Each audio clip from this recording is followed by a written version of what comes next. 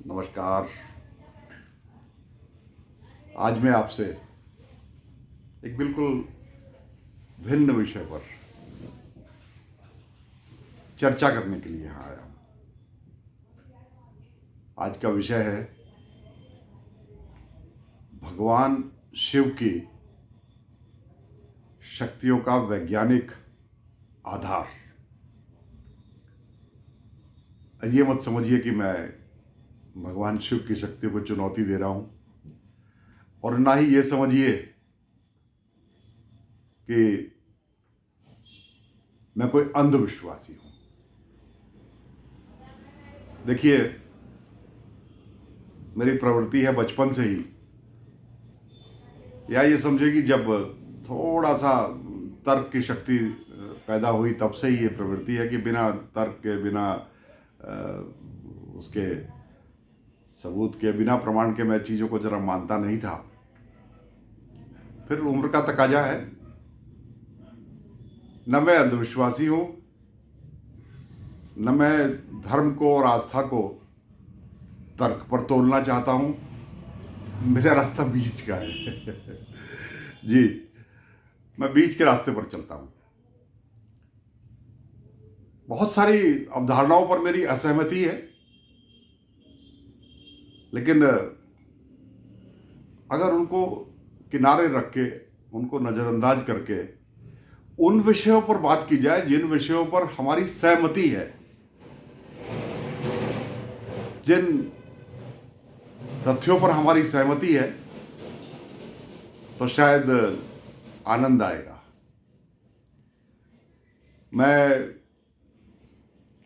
मैंने कहा मैं अंधविश्वासी नहीं हूं, मैं नास्तिक भी नहीं हूं, तो फिर मैं कौन हूं? मैं आपकी तरह एक साधारण व्यक्ति हूं, साधारण मानव। थोड़ी देर के लिए सब कुछ भूल जाइए, अपना धर्म भी भूल जाइए, अपना नाम भी भूल जाइए, अपना अस्तित्व भी भूल जाइए, और मेरी इस बात को सुने। और हाँ, ये मेरा प्रवचन नहीं है, इसको प्रवचन कह करके ना संबोधित करें। ये मेरी जिज्ञासा है। ये खाली समय में, या मैं ये समझूं कि मैं अक्सर अलग अलग विषयों पर सोचता रहता हूँ, मेरा विचार चलता रहता है, अंदर अंदर विचार मंथन चलता रहता है, स्वयं से प्रश्न करता हूँ, उनके उत्तर खोजता हूँ, फिर उन पर सवाल करता हूँ। अंत में कोई जो सही बात निकल करके आती है, वो वाद विवाद संवाद ये चलता रहता है ना, अंदर ही अंदर। तो इसी से कोई ठोस चीज़ निकल करके आती है, और ये एक सतत प्रक्रिया है। भगवान शिव, हमने सनातन धर्म को मानने वाले लोगों ने उनको हमेशा एक शक्ति का केंद्र माना है। और ये सच है कि पूजा तो हमेशा शक्ति की होती है, कभी कमजोर की पूजा नहीं होती। ईश्वर सर्वशक्तिमान है, वो ऑल माइटी गॉड है। इसीलिए तो भगवान को हम पूजते हैं, उनके सामने समर्पण करते हैं। तो शक्ति की पूजा होती है, और भगवान शिव क्या है? शक्ति के केंद्र है। ये मेरा अपना अनुभव है, ये मेरी अपनी स्टडी है। अभी हम उतना आगे नहीं पहुंचे, हमारा विज्ञान, लेकिन आज अगर मैं उसको वैज्ञानिक दृष्टि से देखूं, मैं फिर कह रहा हूं कि इस पर विवाद मत खड़ा करिएगा कि मैंने भगवान शिव की शक्तियों को विज्ञान के तराजू पर तोलने की कोशिश की। नहीं, ये मेरी जो मुझे समझ में आया। मैं कोई धर्म का बहुत बड़ा ज्ञानी नहीं हूँ, परंतु इसी समाज में रहता हूँ, खुली आंखों से सब कुछ देखता हूँ, और पाखंड क्या है, आडंबर क्या है, मैं इसको भी समझता हूँ। लेकिन समाज है, इस समाज में सब कुछ चलता है, और जब इंसान बिल्कुल बेसहारा होता है तो वहाँ उसे भगवान के सामने समर्पण करने से ताकत मिलती है। ये मैंने भी महसूस किया है। ईश्वर के मंदिर में जाकर के अपने दिल की बात कहने से अंदर से ताकत मिलती है। और मुझे भी आप लोगों से अपनी बात शेयर करके, अपनी बात, अपनी जिज्ञासा आप लोगों के बीच में एक सवाल डाल के मुझे भी इस पे ताकत मिलती है। मेरा ये यूट्यूब का माध्यम है, तो मैं आपके बीच आज बिल्कुल एक अलग रूप में हूं। देखिए, आज हम परमाणु शक्ति आज इंसान के नियंत्रण में है ना। परमाणु बटन दबा और सर्वनाश, विनाश। तो आइए परमाणु रिएक्टर्स से ही शुरू करते हैं। जो परमाणु रिएक्टर्स हैं वो दुनिया में कहीं भी बने हो, किसी भी देश में बने हो, जरा उनकी आकार देखिएगा। अभी शुरू में किसी नतीजे पर मत पहुंचिएगा और ना ही यहां देखना बंद करिएगा। शुरुआत करते हैं परमाणु रिएक्टर्स के आकार से। गोल, ऊंचा, लंबा, यह आकार किसका है? शिवलिंग का है ना। पर ये खाली इतनी समानता पर मत जाइएगा। फिर परमाणु रिएक्टर्स के अंदर क्या होता है? शक्ति का, एनर्जी का, ऊर्जा का अपार पुंज। भगवान शिव के जो शिवलिंग हैं, जिनकी हम पूजा करते हैं, अच्छा क्यों करते हैं उसकी बहुत सारी व्याख्याएं हैं, मगर उनमें से एक कारण जहां समानता है, मैं उस पर जा रहा हूं। असमानताएं हमारे मन में असहमति बहुत सारी चीजों पर हो सकती है, मगर इस पर तो कोई असहमति नहीं है कि भगवान शिव का शिवलिंग की पूजा हम इसलिए करते हैं कि उसको हम शक्ति का पुंज मानते हैं। ठीक वैसा ही शक्ति का पुंज जैसा न्यूक्लियर रिएक्टर है, दोनों का आकार और रूप एक जैसा। हाँ, उसके जो लंबाई चौड़ाई है उसमें फर्क हो सकता है, वो इसलिए कि वो हमारी लिमिट है।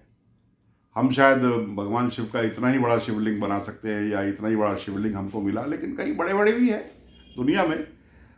पर वो सांकेतिक रूप में भगवान शिव का जो लिंग है, वो शिवलिंग है, वो परमाणु रिएक्टर से मिलता है। पहली समानता, पहली सहमति तो यहाँ होती है। दोनों शक्ति के पुंज हैं, दोनों है ना शक्ति के पुंज। दोनों को एकांत जगह में स्थापित किया गया है। जितने भी परमाणु रिएक्टर्स हैं उनको जनता से दूर, अलग, एकांत में स्थापित किया गया है ताकि जनता जरा उनसे दूर ही रहे। ऐसे ही भगवान शिव के ज़्यादा मंदिर और जो प्राचीन उनके स्थान हैं वो जनता से दूर। फिर क्या है? रिएक्टर को लगातार ठंडा करना पड़ता है। कहीं पर भी रिएक्टर हो, उसके आसपास जल का स्रोत होना जरूरी है। रिएक्टर्स के ऊपर, उसके चारों तरफ जल का प्रवाह इसलिए करते हैं कि वो शीतल रहे। तो शिवलिंग पर भी हम जल चढ़ाते हैं ना। अब जिस भी धारणा से चढ़ाते हो, लेकिन मुझे लगता है कि अगर मैं यहाँ वैज्ञानिक आधार पर इसकी तुलना कर रहा हूँ तो आप इससे भी असहमत नहीं हो सकते कि हम भी भगवान शिव के शिवलिंग को एक ऊर्जा का, शक्ति का पुंज मानते हैं, एक स्रोत मानते हैं, और वो ठंडा रहे, वो शीतल रहे, इसलिए लगातार हम उस पर जल चढ़ाते हैं। फिर भगवान शिव के माथे पर चंद्रमा उन्होंने धारण किया हुआ है। चंद्रमा किस चीज का प्रतीक है? शीतलता का, है ना। ये माइनस में तापमान को नापना तो हमें अब आया, मगर जब से भी शिवलिंग हैं, भगवान शिव हैं, उनके माथे पर शीतलता के प्रतीक माइनस से 150-200 डिग्री नीचे, 0 से 200-150 डिग्री नीचे तापमान वाला चंद्रमा वो अपने माथे पर स्थापित करते हैं। माथा यानी नियंत्रण कक्ष। जो ये सिर है ना, यही से तो नियंत्रण होता है। सिर गर्म हो गया तो शक्ति शक्ति का जो ऊर्जा का स्रोत है वो छूट जाएगा वहां से। फिर आज शासक जितने भी देश के हैं, कहा जाता है कि वो परमाणु रिएक्टर का बटन अपने साथ लेकर चलते हैं, परमाणु बम का बटन अपने साथ लेकर के चलते हैं। ये कहा जाता है कि एक ब्रीफकेस में कमांड होती है। जो भी परमाणु संपन्न देश है, परमाणु शक्ति से, परमाणु बम से संपन्न देश हैं, इसलिए होती है कि शासक के नियंत्रण में रहे। तो ऐसे ही भगवान शिव के माथे पर जो तीसरा नेत्र है ना, ये उस शक्ति का जो पुंज है शिवलिंग के अंदर, भगवान शिव के नियंत्रण में, मुझे लगता है ये उसी का बटन है। ये कोई कल्पना नहीं है मेरी, आप सारी समानताओं को आप तुलना कीजिएगा। तो भगवान शिव, उनका जो हम जिसको पूजा करते हैं, वो शिवलिंग परमाणु रिएक्टर के जैसा हो गया। उसके अंदर शक्ति का स्रोत है, शक्ति पुंज है, और वो भी हम परमाणु रिएक्टर से ही उसका मेल जोल है, बिल्कुल उसी तरह की दोनों में गुण है, दोनों के कैरेक्टर्स एक जैसे हैं। उसको ठंडा रखने के लिए लगातार जल चढ़ाते हैं। वो वैज्ञानिक भी रिएक्टर्स को ठंडा रखने के लिए जल का प्रवाह करते हैं। आपने देखा होगा जापान में वो 4 रिएक्टर्स सुनामी के समय कैसे फटे थे। इसीलिए फटे थे कि उसका जो वाटर सर्कुलेशन सिस्टम था वो सुनामी में टूट गया था, खराब हो गया था। तो थोड़ी देर में वो गर्म होके देखते देखते हमारे सबके सामने लाइव, सबने, पूरी दुनिया ने देखा, वो चारों फटे ना। तो इसीलिए शिवलिंग को ठंडा रखते हैं। वही काम हम भगवान शिव के शिवलिंग पर जो हम जल चढ़ाते हैं, हमेशा कूल रहे, शासक उग्र ना हो। शासक उग्र हो जाए तो वही होता है जो हिरोशिमा और नागासाकी में हुआ, जापान में। तो शासक का दिमाग शांत रहे उसके लिए, या जो भी उस परमाणु शक्ति का संचालक है उसके दिमाग में शांत रहे, तो इधर शासकों की अलग व्यवस्था है और भगवान शिव के माथे पर तो चंद्रमा विराजमान है। तो मुझे लगता है कि चंद्रमा इसीलिए विराजमान है कि वो उनके मस्तिष्क को हमेशा शांत रखे। बटन दब जाए तो क्या होता है? सर्वनाश, विनाश, उथल पुथल, है ना, प्रलय।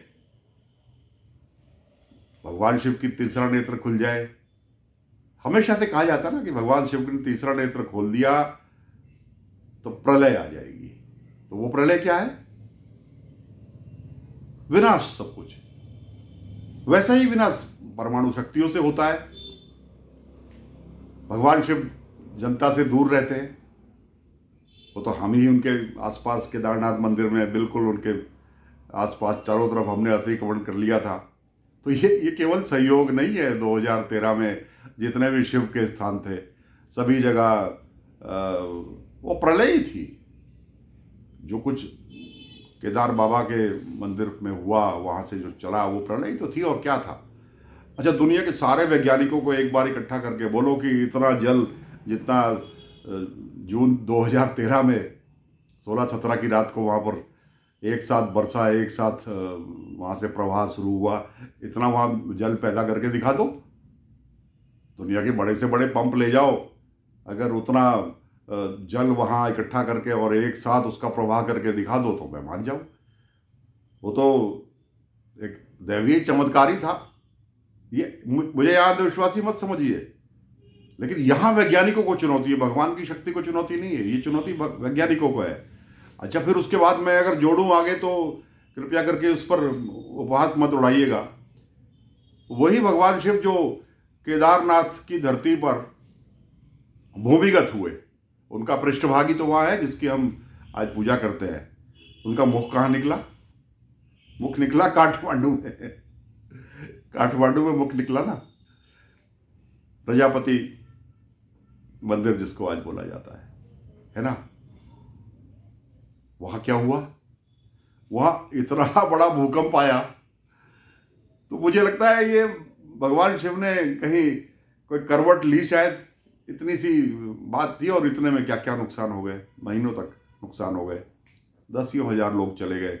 और आज जरा वहाँ का फोटो देखो, जो लोग गए वहाँ का देखो, भगवान शिव ने अपना स्थान खुद बना लिया। उन्होंने कहा भाई दूर दूर रहो मुझसे, आओ, जो आपकी मनोकामना है वो मांगो, अपने मन की बात कहो। नंदी बैल है, नंदी महाराज है वह, उनके कान में कहिए और चले जाइए। तो ये एक उदाहरण मैंने आपको दिया है कि भगवान शिव एक शक्ति के पुंज है, शक्ति के प्रतीक है। मुझे ऐसा लगता है, मैं इस पर काफ़ी चिंतन मनन करता हूँ। तो जितना डर हमको अपने आज के वैज्ञानिकों द्वारा बनाए गए परमाणु बम और उसको नियंत्रण करने वाले शासकों की बुद्धि पर हमको उनकी, वो खुश रहे, वो नाराज ना हो, वो युद्ध की तरफ, विध्वंस की तरफ ना बढ़े, उतना ही हमको भगवान शिव के प्रति भी हमको हमारी आस्था रहती है। और लोग लगातार जा करके भगवान शिव की आराधना करते हैं, इसीलिए करते हैं कि भगवान शिव प्रसन्न रहे, क्योंकि उनका प्रसन्न होना ही जीवन है। भगवान शिव प्रसन्न होना उन्होंने छोड़ दिया। जिस दिन क्रुद्ध हो गए तो उस दिन क्या होगा मालूम ही है आपको। उस दिन तीसरा नेत्र खुलेगा और प्रलय आ जाएगी। ये कोरी कोरी कल्पना नहीं है, कोरी कल्पना नहीं है, इसके उदाहरण हम लोगों ने देखे हैं बार बार। तो इसलिए ये कुछ समानताएं हैं भगवान शिव के, जो उनका शक्ति का स्रोत है, शक्ति का पुंज है, जिसको हम शिवलिंग मान करके उस पर पूजा करते हैं। थोड़ा सा और आगे बढ़े तो मैं बोलूँ आपसे, हम लोग दूध की धारा भी डालते हैं, क्योंकि हम दूध को शीतल मानते हैं। और आजकल जो रिएक्टर्स है ना, उस पर कूलेंट होता है एक, जैसा आपकी गाड़ियों में रेडिएटर में होता है। वो कूलेंट ज़्यादा देर तक और ज़्यादा प्रभावी तरीके से न्यूक्लियर रिएक्टर्स को ठंडा करता है, ठंडा रखता है। तो मैं समझता हूँ इसमें दूध का वही काम है ना। तो इन तमाम बातों से मुझे लगता है कि भगवान शिव, जिन्हें हम सब एक ईश्वर के नाम से मानते हैं, ईश्वर की कह करके उनकी पूजा करते हैं, वो एक परमाणु वैज्ञानिक भी है भाई। हाँ, वो परमाणु शक्ति के नियंत्रक है, इस सृष्टि के विनाश को रोकने के नियंत्रक हैं वो। उनके हाथ में पूरे विश्व का नियंत्रण है। इसलिए भगवान शिव की इस महिमा में, और मुझे जो मेरी जो एक खोज है मैंने आपसे शेयर की, आपके इसमें जो भी विचार है, आप आलोचना करेंगे तो, आपकी सहमति होगी तो, असहमति होगी तो, मुझे सभी स्वीकार है। मगर एक विचार था, आज मैंने राजनीति और समाज से बिल्कुल हट करके आपके बीच में एक नया विषय रखा है। समाज तो वैसे ही राजनीतिज्ञों ने बहुत विषैला कर दिया, और धर्म समाज और राजनीति के ऊपर है। वो धर्म, मैंने यहाँ पर किसी विशेष धर्म विशेष का नाम नहीं लिया, उसको हम सनातन धर्म मानते हैं। और वो ठीक है कि हमने आज कॉपीराइट कर लिया कि ये तो हमारे हिंदू धर्म के हैं, मगर मुझे लगता है कि वो पूरे विश्व के हैं, ऐसा मुझे लगता है। मैं यहाँ किसी दूसरे धर्म को चुनौती भी नहीं दे रहा, ना किसी धर्म की आस्था पर चोट पहुँचा रहा हूँ। तो आस्था और तर्क के बीच जो रास्ता मैंने निकाला है, अगर आपको मेरी बात अच्छी लगे और कहीं इसमें आपकी दिलचस्पी बढ़े, तो आपसे एक बार फिर से निवेदन कि भोले शंकर की जय बोल के, भगवान पार्वती माँ की जय बोल के, भगवान गणेश की जय बोल के मेरे इस YouTube चैनल को सब्सक्राइब जरूर करें, क्योंकि मेरे पास इसी तरह के दिलचस्प बहुत सारे विचार हैं जो मैं समय समय पर आपके साथ शेयर करता रहूँगा। एक बार फिर भगवान भोले शंकर की जय।